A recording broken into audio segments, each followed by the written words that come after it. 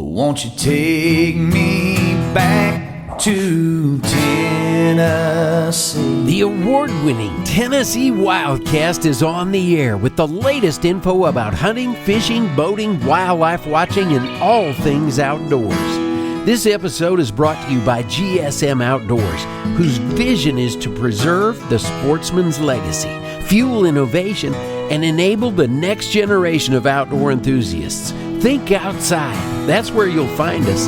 Now, make welcome your host, Jason Harmon. Hello, everybody, and welcome to this edition of Tennessee Wildcast. We're glad you're tuning in. Thanks for watching. Thanks for listening. We got an awesome show lined up for you today. We are on the banks of the west prong of the Little Pigeon River here in Sevierville, Tennessee, and I can see Sevierville from here, sort of, kind of.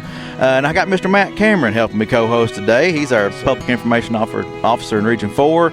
And we got two great guests with us. Jason Henegar, our Chief of Fisheries out of the Nashville office. And then Mr. Greg Ward, he's the Smallmouth King Bass Tournament representative today, but he's also Rocky Top Outfitters, and I guess many hunters and anglers in this area probably know him as that. So appreciate you guys being with us today. Thanks for having us. Thank you. It's going to be a fun conversation. We're going to be highlighting the Smallmouth King Bass Tournament that happens right here on this river, and it's going to be a fun conversation. I'm looking forward to hearing more about it and getting this information out to you guys out there watching and listening, so you'll know how to get your name in the hat to be a part of this tournament. And we're going to cover some of the fantastic stuff that's been happening in the past years and some of the big fish I've been catching and all that kind of stuff. So at first, let's just get a quick background. And Greg, I'll start with you since you're not with the agency. Tell us a little bit about yourself and kind of what you do and that kind of thing.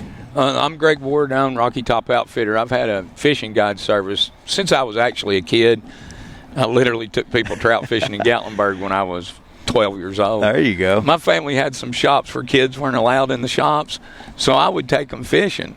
And then dads were like, well, I want to go. And then I remember I was working for my uncle scooping ice cream in Gatlinburg, $77 a week. And I did my first fishing trip I made. It was $50 with a $20 tip. And I called my uncle and said, I can't scoop ice cream, I'm going to fish. And I started guiding fishing when I was 12. That's cool. That's a cool story, yeah. Dang right. Yeah, but started guiding.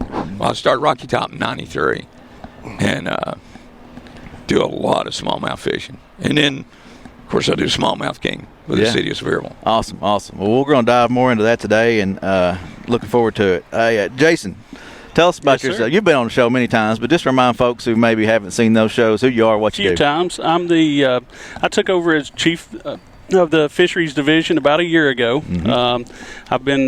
I was assistant chief for about 6 years. I've been with the agency about 17, I guess now. Yeah. So started out with the agency as the Rivers and Streams coordinator.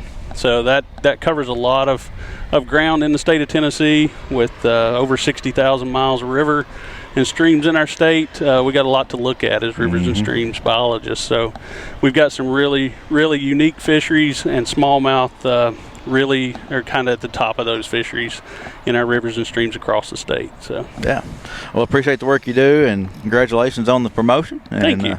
Yeah, it's good stuff. Good stuff. Well, today, like I said, it's all about this tournament. We're going to be talking about smallmouth fishing and a few things like that. So, first of all, June 7th and 8th, right, Greg? It's going to kick off this tournament. Tell us a bit about what it is and how it got started and that sort of thing.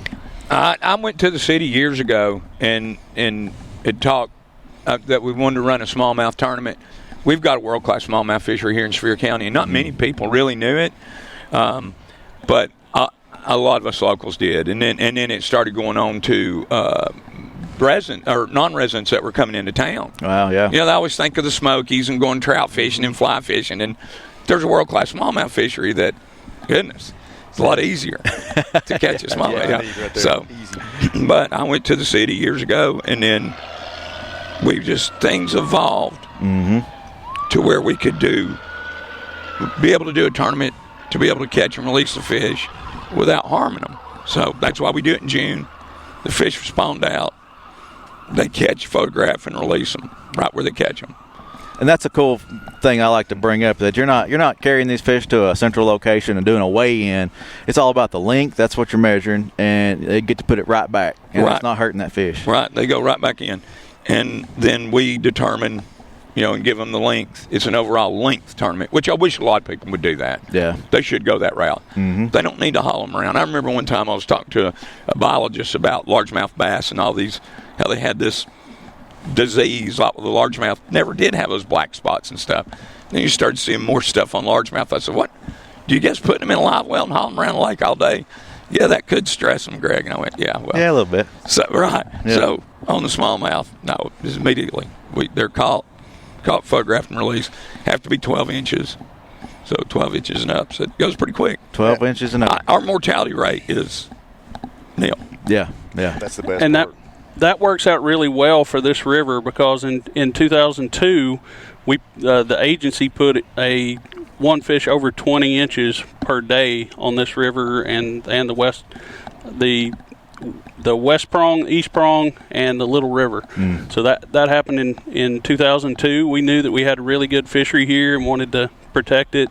And this type of tournament, this format works out really well with that type of regulation. So I actually did a lot with that. Yeah. Had a lot to do with that one fish over 20. Yeah. What were you going to say, Matt? Oh, did you ever consider doing a weigh it in the boat and throw it back versus a total length, or has it always been a length thing? Yeah, because weighing them, sometimes they'll poke holes in them, depending on what they're using. I mean, you've got the things now that'll clip, but they're just going to handle them more if we're going to weigh them.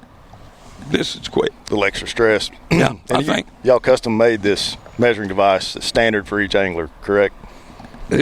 Yeah, these are across the board identical. So every angler that signs up for the tournament gets a board. Yeah. And goes into. I guess that makes the bright colors probably makes it easier for the photos to show up and on the measuring to be easy. But yeah, and we've got these lines blacked in. yeah, awesome. So a little more detail about the tournament. So if I signed up and I'm entered, I'm in a high-powered big motor boat. No boats. Oh, no boats. No Yeah, boats. let's get into those details. So if somebody's going to fish in this tournament, are they going to be bank fishing, wading, kayak, or big boat? Right. It's no motors. No motors. There you go. That's right off the bat. I said, no, we don't know motors. And I said, let's go wading from shore. It gives everybody access. And kayaks, which when it very first started, it's only 7 years ago, I was like, those kayaks, that's a fad. We run a kayak tournament. Yeah. And When you got a launch right here at this launch that we're at, there's an easy spot to slide a kayak right in. since then, with the city, we've worked with Bob, and we're building a lot of launches for kayaks on the river system. Excellent. What's the boundaries on the tournament? It from the French Broad River, the confluence of the French Broad, Yep. up to Little Pigeon, the West Prong, all the way up to the Apple Barn. Okay. Yeah. If you're familiar with Sevierville or Pigeon Forge, you know where the Apple Barn It's is. actually above the Apple Barn. Okay. And I always put a sign right there, but it runs up to, there's a motel up there in the campground. And then over here on the middle prong, it runs all the way out to the bridge at Walter State. Okay. So that's a lot of water. Yeah, definitely. Do you see most people kayaking, or do you see a lot of people wading? What's the majority of your participants? So over the years, it has definitely gone to more kayaks and more kayaks. You're covering more water that way, a little bit anyway. Yeah. And they'll use them to access, and then they'll get out. Mm-hmm. They're just using to access different locations. Okay. So I'm amazed at how many kayaks are in it. I mean, and then all the guys that fish it fish kayak tournaments. Yeah. I didn't know it was as big as it is. Yeah. I couldn't rattle off the names of them, but there are quite a few, kayak only tournaments out there that people are chasing bass and. That's the one thing with these. They go, well, I've got a measuring device for my tournament. Yeah. And can I use it? And I'm like, well, let's check it. And I'll check it and make sure something good shows up with the camera. And I'm like, okay, you can use your tournament measuring device. Yeah. So. Well, all right. So you said it started 7 years ago. Been running strong since then. Just talk a little bit about some of the success and some of the numbers you're seeing. That over last the course year, of those years. We've increased every year. The first year was kind of a rain out. I don't know why we count it. The river was out of its banks. We wouldn't let anybody near the water. Yeah. And so it was a wash. So we really had 6 years, and it's increased every year. Where last year we had 74 anglers, which we're getting right at the limit to where we want them. Mm-hmm. I think we're going to stop at 100. Yeah. Okay. We've always talked about that.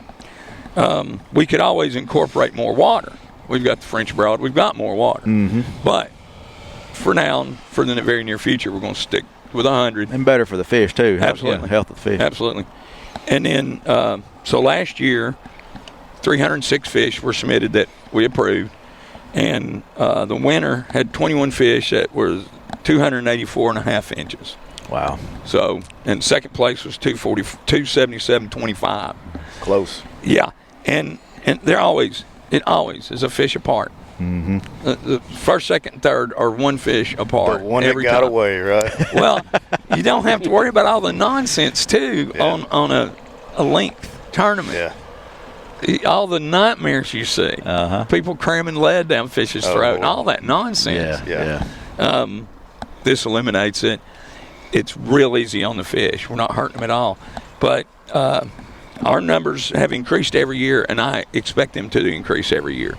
A lot of these guys that are fishing it are getting better. They're better fishermen. But it's single hook, artificial lures only, no treble hooks. Okay. That's good. That's good information. I do everything I possibly can to protect the fish. And then we're fishing. It doesn't matter that these fish have already spawned. We don't care about their weight. It's their length. Yeah. So I think that makes it much better. And for the guy that's a numbers guy, he finds a school of small ones. Every one of those count now as opposed to your 5 biggest ones. So Right. I appreciate that. Right. But they got to be over 12, though, right? You can catch 15, 12-inch fish and win a tournament. But they ain't going to win you a bass tournament with weight. You know, 5 fish, 12 inches aren't going to win that for you. But you may get into a nest of Absolutely. them. Yeah. So what has been the longest fish that you've seen? 23. 23. But now I've caught a lot of smallmouth out of this river system bigger than that. A lot. Yeah. A lot. I've caught smallmouth 27, 27.5, 28 inch. Wow. What's a fish 27, 28 inches weigh a smallmouth that long, roughly? 9 to right at 10 pounds. That's a hog. Yeah. Looking at this, And they're this here. board and that length, that's a long fish. That's a fight right there. I should have brought some pictures.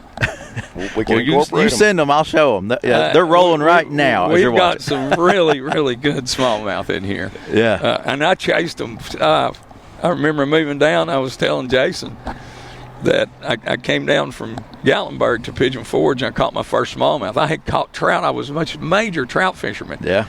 And I caught my first smallmouth. It was a 3-pounder. It was like April. I just cast out and I caught it. And I have been so hooked in chasing smallmouth. I used to go to Del Hollow. I'd go to New River. I would run all over. The best smallmouth fishing is right here in Sevierville. Yeah. So it's amazing some of the fish we've caught over the years. I think I'd much rather be on a river or a creek than I would be a big lake. I love this kind of fishing anyway. Smallmouth's So a it's good river stuff. fish. Yeah. Yeah. That's awesome. Well, let's dive into more details for people who want to get their name in the hat for this tournament and get on the roster. As we said, June 7th through the 8th is the tournament. And what's the website for people? Smallmouthking.com. Smallmouthking.com is where you'll register. I'm going to run down some things here, and you can jump in anytime you want to, Greg. But the mandatory tournament meeting is 5:30 a.m. to 6:30 a.m. on Saturday the 7th. So check in. It says check-in is at 5 a.m., and that's at the Sevierville Chamber of Commerce. So 110 Gary Wade Boulevard in Sevierville, 37862. The tournament begins at 7 a.m. Last line out is 5. So what determined those times? That just kind of seems like the best time to be fishing, or Daylight. yeah. Oh, okay, gotcha. It's so funny to watch those guys too, the way we do them. You know, we've fished in a bass tournament in the boat. Everybody's sitting there and you're waiting to blast off. Same thing. Okay. But these guys are sitting in chairs. And they're like, wait, hold on. Yep. They run and get in their cars. The Sevierville ought to set up. If you, like say, they could write a couple tickets down there the way they go out of that parking lot. So what about kayak fishermen? Can they be sitting in the water waiting, or they got to be on the bank before they It's put? mandatory meeting. So go to the meeting and then got you. You got to wait in the parking lot until 7 a.m. before you can leave the parking lot? Yeah, we release them. It's funny. It's a helter-skelter out of that parking lot. It's Man, really funny. And then you'll get those scragglers. Well, just one guy. He comes rolling in there. Everybody's blown out of the parking lot, gone. I'm like, well, here he comes. And you got to go through that mandatory meeting with him first, right? I just want to choke that guy. But Prizes it's a lot of fun. excellent. We have a lot of fun, and it's everybody's really good about where they park, where they put their boats in with what the city's doing. The city of Sevierville is building these boat launches for people, which it's really gotten great. And something that I'm glad to work with the city of Sevierville. They do so much with us. And I've done tournaments in the past. City of Sevierville is great to work with. Yeah, that's awesome. Yeah, very good. Matt, you want to touch on the prizes? I know you've been eyeballing these prizes that you can win. Too bad I suck at fishing. I'd come get in on this. The grand prize, $1,000 to the winner of this thing. Second place, $500. Third place, $350. Fourth, $300. Fifth, $250, and so on. So there's a pretty good haul at stake here. Yeah, I think 10, 11 places. Yeah, all the way down. And what is the entry cost to get into it? What kind of investment? It's I think $50. Yeah, it's still $50. Yeah, I believe it was. Yeah, entry fee is $50, and so I mean, if you get the 10th place, you're going to take home your entry fees. Yeah. It's just a fun day of fishing for free. Absolutely. Right. But yeah, that's awesome. All right. Well, before we get too much further, I want to talk about the fish that you're catching here. Jason, tell us about the fish, the migration of these fish, where they're coming from, and just a little bit about what they're going to be catching. Like I said earlier, in 2002, the agency and a lot of people working behind the scenes put that 1/20-inch size limit, and we really, in that time frame, late 90s, early 2000s, we learned a lot about our smallmouth in the state of Tennessee. And we had a statewide study that we did during that time to look at age and growth and kind of what fish were out there. And we found in a lot of these East Tennessee rivers that we have the ability to either raise really quality fish above that 20 inches or between 13 and 17 inches. We put some slot limits on, and we could manage quality smallmouth bass fisheries at that time. There was still some harvest of smallmouth during that time. A lot of people, since catch and release fishing has taken such a stronghold in bass fishing in general, there's not a lot of harvest of fish anymore, other than your crappie and walleye and some of those other fish. Better eating fish. But bass, a lot of times people want to throw those back. So, but back then there was still some harvest. So we put some regulations on, and we found out that really on the North Fork, the Holston River up in Kingsport, you've got the North Fork and the South Fork of the Holston there that run together. And you have these migrations of fish that come up. They'll be in the larger river, and they'll move up into some of the smaller rivers because they're more stable during the spring. Temperatures are more stable, and they can spawn.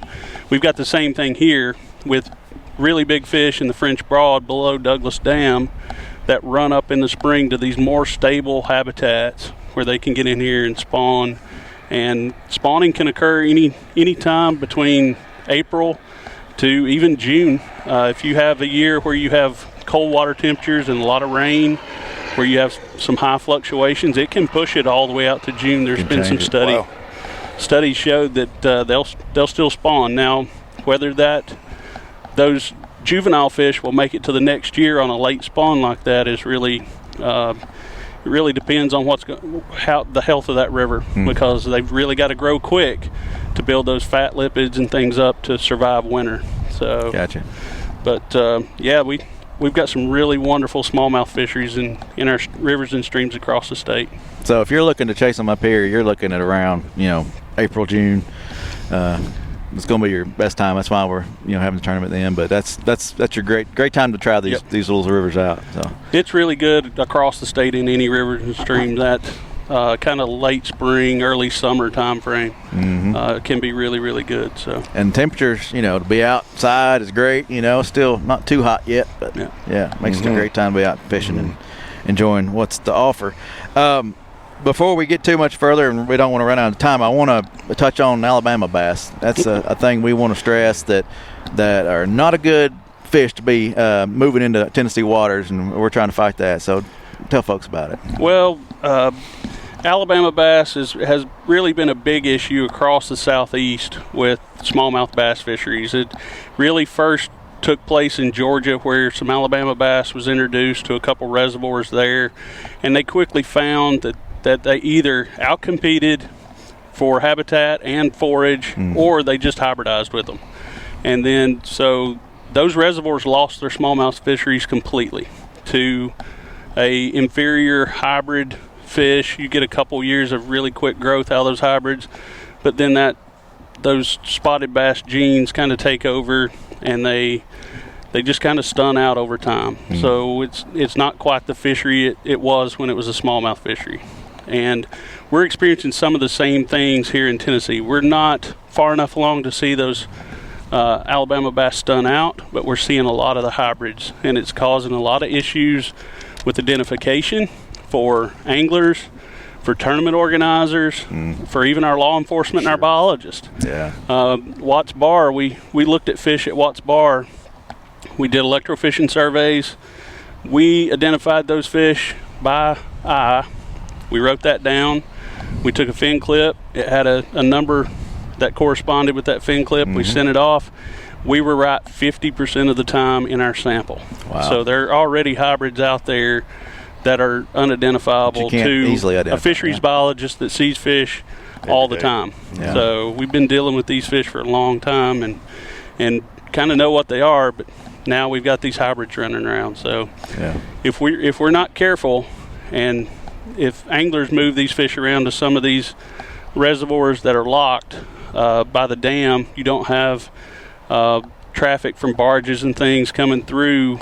There's no reason that Alabama spotted bass should get into those systems. So if we, as anglers, we need to be responsible and not move those fish, trying to create a better fishery, because it's really going to be detrimental to our smallmouth bass fisheries in the long term. Yeah. It may seem special at the moment, and it's big fish, whatever, but in the long term, it's going to ruin the native. And Tennessee's known for smallmouth. Yeah. So the bottom line is, if you care about smallmouth bass fishing in Tennessee, do not move fish around, period. That's as simple as it can be put, right? Because we're going to lose that coveted smallmouth pure strain bass that we have here. Yes. Cannot let that happen. That's as simply as we can put it. I try to be direct. I'm black and white and simple-minded. So if I can understand that, hopefully everybody else can. Yeah. And another thing on your thing, I forgot to mention too, to revert, you got a big fish Saturday and a big fish Sunday. You're paying an extra $100 for the longest fish each day, correct? Right. So there's some more incentive for you to get signed up. And for a guy who is not a very good angler like me, can you throw out just a few baits to suggest to catch smallmouth in the Little Pigeon River? Yeah, everybody has their favorite baits, but any plastic. I like white. You throw pearl white in this river, you're going to catch smallmouth. I love pearl white because of what they're eating. But spinner baits work real well.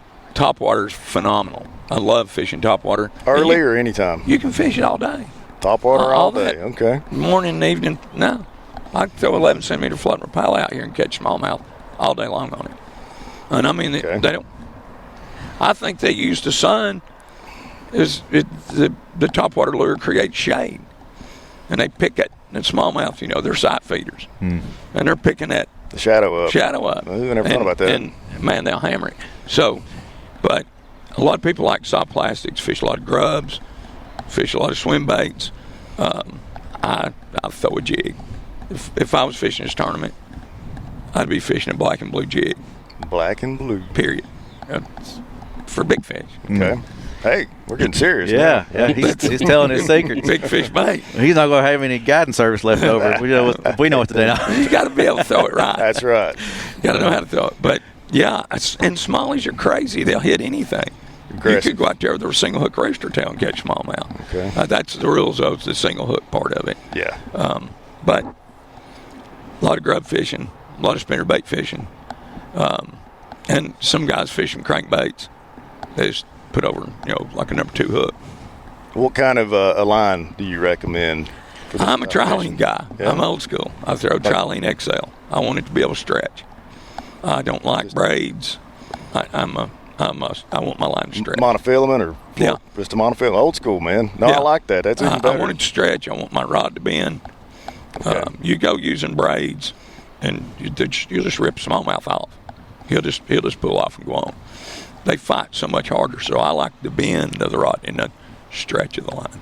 I use XL, trilene XL, the extra length, and there's so much stretch in it. Good to know. I've always used that because they'll get in the current and use it. They'll throw their body sideways like that in the current, and it just adds that much more. They're fighting you, and they're pulling, and then they'll get in the current and lay like that. And trout will do it, too. I've seen rainbow do it. But that gives you that extra. You know how they'll pop off? People, I just broke that smallie off. I'm like, you need a little stretch in your line. It'll give. You need your rod to give a little bit. Yeah. So probably what, a medium light Medium rod? action. Yeah. I like it. I don't own a rod under 6 foot anymore. I like a 6 foot, 7.5 foot medium action rod. Yeah. Spinning tackle or bait caster or just whatever your Spinning. preference. Spinning all the way. Yep. Okay. Have you ever seen anybody fly fishing in one of these Yeah. tournaments? Okay. Yeah. You got some diehard fly fishing. I've taught fly fishing for years. I just get so sick of it. I'm a smallmouth man. I mean, I've written books on trout fishing flying. I can't believe I just said that. I've got one of the top selling books out there on it. But I'm a smallmouth man, true and true. Can you catch smallmouth on a fly rod? Absolutely. That's what he's Yeah, you getting can at. throw a muddler minnow is the best thing you can do.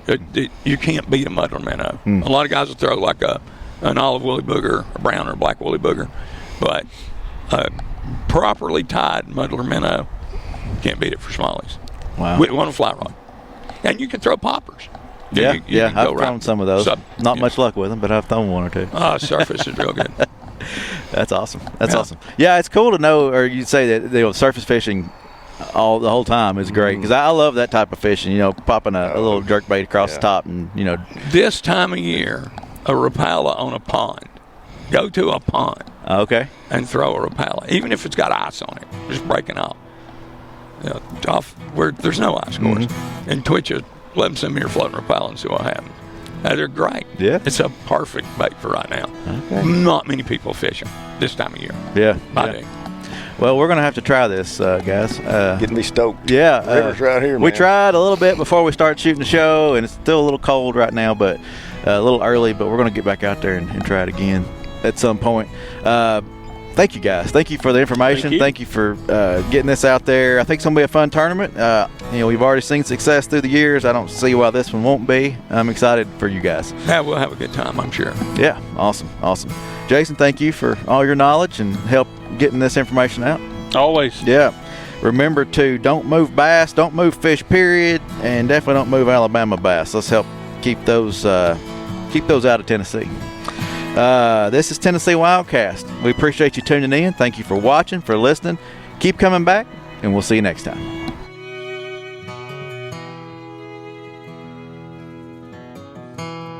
Stay connected with TWRA by visiting our website at tnwildlife.org and follow us on Facebook, X, and Instagram.